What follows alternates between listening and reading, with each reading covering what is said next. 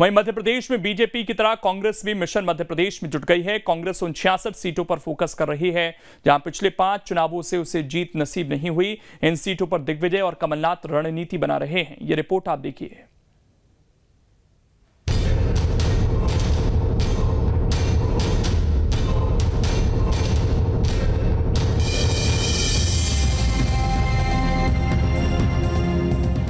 हारी हुई सीटों पर कांग्रेस का चिंतन, कमलनाथ दिग्विजय कर रहे मंथन। मध्य प्रदेश में इस साल विधानसभा चुनाव होने हैं, लिहाजा 15 साल बाद मिली सत्ता को 15 महीने में गंवाने के बाद अब की बार कांग्रेस समय रहते इलेक्शन मोड में आती दिख रही है। एक एक सीटों को लेकर गणित बिठाया जा रहा है। प्रदेश अध्यक्ष कमलनाथ और दिग्विजय सिंह सीटों के समीकरणों पर माथापच्ची करने में जुटे हैं। जानकारी के मुताबिक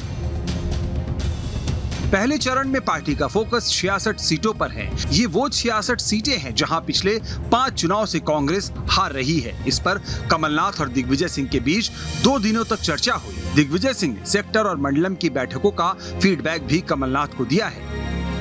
गौरतलब है कि दिग्विजय हाल ही में विंध्य और ग्वालियर चंबल के दौरे पर थे। इस दौरान दिग्विजय सिंह विंध्य में रीवा और सतना जिले की उन विधानसभा सीटों पर पहुंचे जहां कांग्रेस को लगातार हार का सामना करना पड़ रहा है। दिग्विजय को इन सीटों की जिम्मेदारी सौंपी गई है। अप्रैल में दिग्विजय सिंह हार वाली अन्य सीटों पर भी पहुंचेंगे। वहीं लोकप्रिय चेहरों को लेकर भी कांग्रेस ने प्लान बनाया है। जानकारी के मुताबिक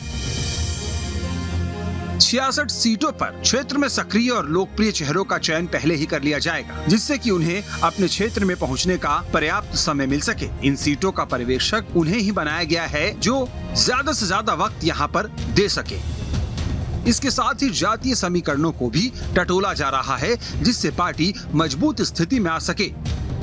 मध्य प्रदेश में कांग्रेस पार्टी मिशन 2023 के लिए पूरी मजबूती से जुटी है। हमारी रणनीतिकार अलग अलग रणनीति बना रहे हैं, अलग अलग क्षेत्रों के लिए, समुदायों के लिए और यहाँ तक कि प्रत्येक क्षेत्र के लिए रणनीति बनाई जा रही है। कुछ क्षेत्र ऐसे हैं जहाँ लंबे समय से भारतीय जनता पार्टी जीत रही है, उन क्षेत्रों के लिए रणनीति बनाई गई है। विशिष्ट रणनीति के तहत उम्मीदवारों का चयन हो रहा है और वहाँ जनता के मुद्दों को गंभीरता से भारतीय जनता पार्टी की पोल खोली जा रही है। कांग्रेस पार्टी पूरी तरह आशान्वित है। इस बार भारतीय जनता पार्टी के कोई किले नहीं बचेंगे। विधानसभा पर में मंथन करना पड़ेगा।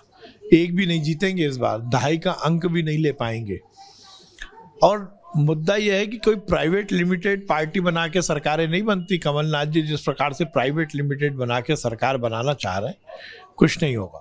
मंथन करते रहें, चिंतन करते रहें, चिंता ही होगी और कुछ नहीं होगा।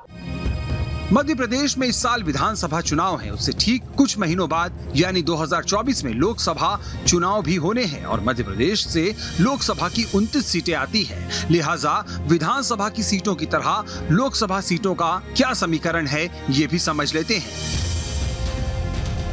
मध्य प्रदेश की 29 में से 14 लोकसभा सीटों पर पिछले 20 साल से कांग्रेस का खाता नहीं खुला है, जबकि 13 लोकसभा सीटें ऐसी हैं जो कभी कांग्रेस तो कभी बीजेपी की झोली में गई। गुना और छिंदवाड़ा में 15 साल से बीजेपी को जीत नहीं मिली थी, लेकिन 2019 में बीजेपी ने गुना सीट कांग्रेस से छीन ली थी। भोपाल, इंदौर, विदिशा, भिंड और दमोह ये ऐसी सीटें हैं जहाँ 1989 से लगातार बीजेपी जीत रही है।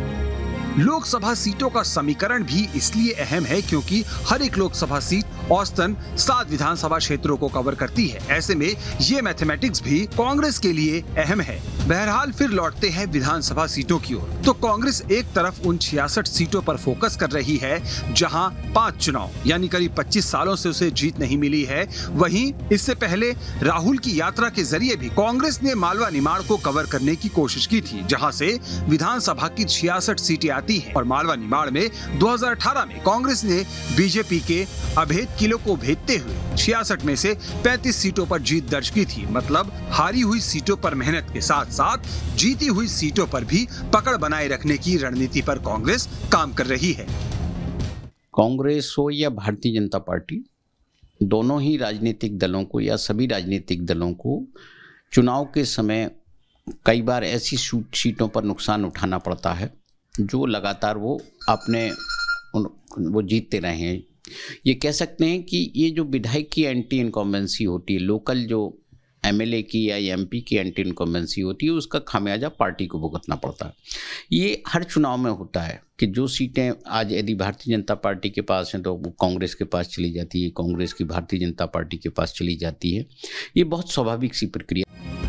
इसमें कोई दो राय नहीं कि मध्य प्रदेश में किसी भी विधानसभा चुनाव में मुकाबला एक तरफा नहीं होता, क्योंकि यहाँ कांग्रेस और बीजेपी दोनों का ही अपना एक बेस है। यही वजह है कि 2018 के चुनाव नतीजे जब आए तो कांग्रेस बीजेपी में महज 6 सीटों का ही फासला था। शायद 2018 के चुनाव परिणाम ही 2023 में कांग्रेस और बीजेपी को ज्यादा पसीना बहाने पर मजबूर कर रहे हैं, क्योंकि पाई वोट और एक एक सीट यहाँ अहम है। विधानसभा चुनाव से पहले अब सभी राजनीतिक दल उन सीटों पर फोकस कर रहे हैं जहां पर उन्हें हार का सामना करना पड़ा था। मध्य प्रदेश कांग्रेस भी अब इसी पर चिंतन में जुट गई है, क्योंकि ऐसी कई सीटें हैं जहां पर कांग्रेस को मध्य प्रदेश में हार का सामना करना पड़ा था और अब इसको लेकर कांग्रेस कमेटी के प्रदेश अध्यक्ष कमलनाथ और दिग्विजय सिंह चिंतन कर रहे हैं। देखना होगा कि कांग्रेस जो प्लान तैयार कर रही है उसमें वो कितना सक्सेस हो पाती है। वीडियो जर्नलिस्ट अनवर के साथ जितेंद्र शर्मा, न्यूज स्टेट, भोपाल। अब इसमें खबर तो यह है कि पहले चरण में पार्टी का फोकस 66 सीटों पर है। ये वो सीटें हैं जहां पिछले 5 चुनाव से कांग्रेस हार रही है।